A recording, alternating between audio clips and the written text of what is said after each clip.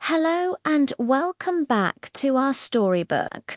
Today we open to a new chapter in a tale you thought you knew. This is Rapunzel, episode 13, The Prince's Return. After countless trials, the prince, wounded but not defeated, follows the faintest clues, hoping to find his beloved Rapunzel once more. Our story finds the prince far from his kingdom, a lone wanderer in distant lands. The gleam of his royal armor is gone, replaced by worn leather and the dust of 1,000 roads. Scars, both seen and unseen, etched a new story upon him. The arrogant youth who had once stumbled upon a hidden tower was gone. In his place stood a man humbled by loss, hardened by grief, but with a spirit forged into unbreakable steel. Every step he took was a testament to his love, a silent vow whispered to the wind. The world had tried to break him, to make him forget her, but her memory was the fire that kept him warm in the coldest of nights, the compass that guided him when all maps failed. He wasn't just searching for Rapunzel. He was searching for the part of himself he had lost with her. Days bled into weeks, and weeks into months. The world was vast and indifferent, yet hope is a stubborn seed.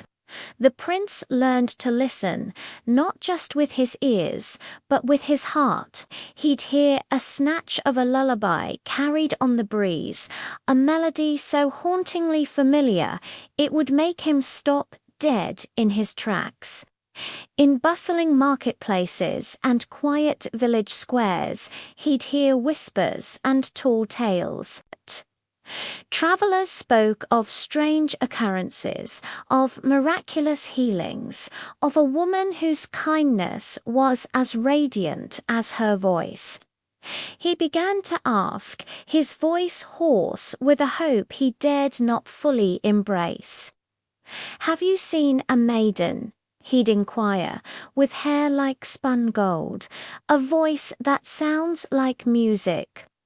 Most would shake their heads, offering him a pitying look. But every now and then, a flicker of recognition in someone's eyes would reignite his spirit, telling him he was on the right path. One evening, as dusk painted the sky in shades of lavender and rose, he shared his meager meal with an old woman huddled by a fire. Her eyes, cloudy with age, seemed to see right into his soul. He told her his story, not as a prince demanding information, but as a man bearing a broken heart. She listened patiently, her gaze never wavering. When he finished, she reached out a frail, wrinkled hand and placed it on his arm. "The world is full of echoes," she whispered, her voice like the rustling of dry leaves. "But some are real. Travel east, towards the rising sun, until you find a valley shielded by silent hills. There," she leaned in closer, her secret a precious gift, "there lives one with hair like sunlight and a heart to match." A single tear of gratitude traced a path through the grime on the prince's cheek. For the first time in an age, his path was clear, with the old woman's words as his map and renewed hope as his fuel. The prince began the final leg of his journey. His determination was a force of nature.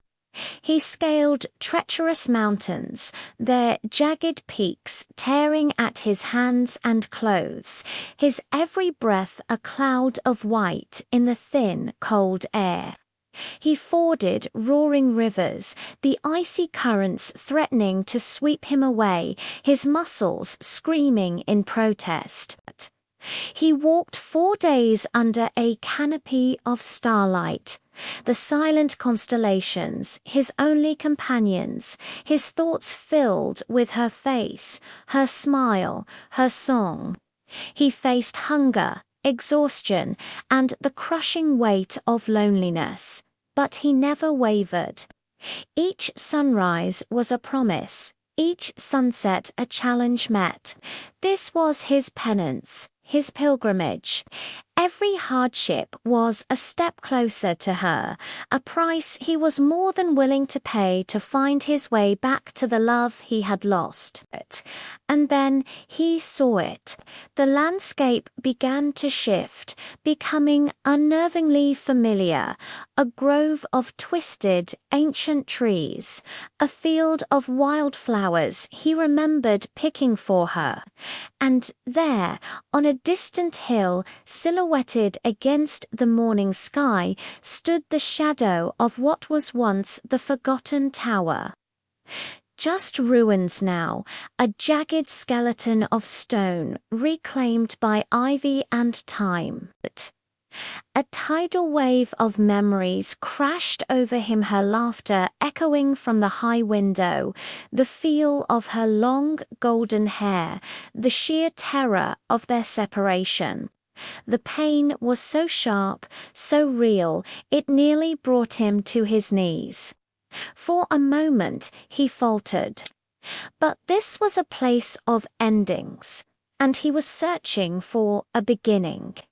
He clenched his fists, pushed the ghosts of the past aside, and walked on, his gaze fixed on the valley beyond. But as he drew nearer to the quiet valley the old woman had described, a sound reached him, faint at first, but growing stronger with every step.